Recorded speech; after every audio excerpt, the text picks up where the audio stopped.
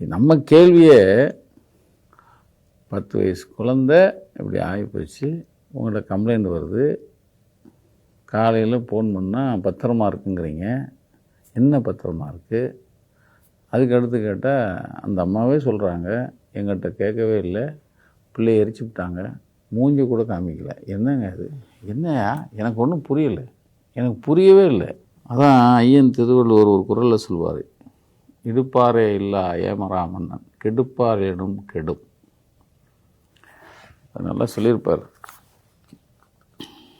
கடிந்து அறிவுரை கூறும் பெரியோர்கள் இல்லாத பாதுகாப்பற்ற அரசன் அவனை கெடுப்பதற்கு யாரும் இல்லாவிட்டாலும் தானே கெட்டு அழிவான் ஒளிவான். 15 நாளில் பார்க்குறோம். எதிர்த்து பேசினவன் எழுதுனவனை நைட்டாக தூக்குறது,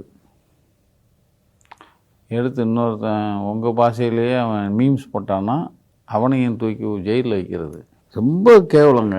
அதாவது 10 வயசு பிள்ளைய, ஏன் நான் மறுபடியும் சொல்கிறதுக்கு காரணம், 10 வயசு பச்சை பிள்ளைய பறி கொடுத்து நிற்கிற ஒரு அம்மாவை பக்கத்து வீட்டுக்காரனை சேர்த்து பேசுகிற சகதி, அதாவது சகதியில் புரண்ட அந்த எருமைகளை விட கேவலமான குடிகளாக இருக்காங்க.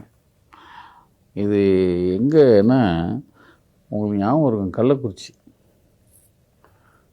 கள்ளக்குறிச்சியில் ஸ்ரீமதி இன்னைக்கு வரைக்கும் மனசை விட்டு அகலாத ஒரு சாவு, ரொம்ப மோசமான சாவு.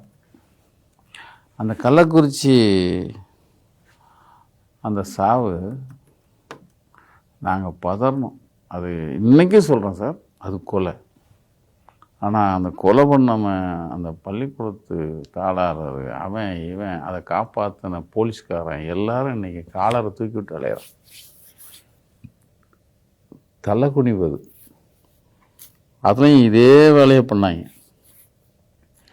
அந்த கொலை அதை கண்டுபிடிக்காமல் போனதுக்கு முக்கிய காரணமே சைலேந்திர பாபு. நான் அடித்து சொல்வேன், கொலை நடந்த 2வது நாள் அங்கே போய் நிர்வாகத்துக்கும் இதற்கும் சம்மந்தம் இல்லைன்னு சொல்லிட்டு வந்ததுனால அது அப்படியே படுகொலியில் மூடிட்டாங்க.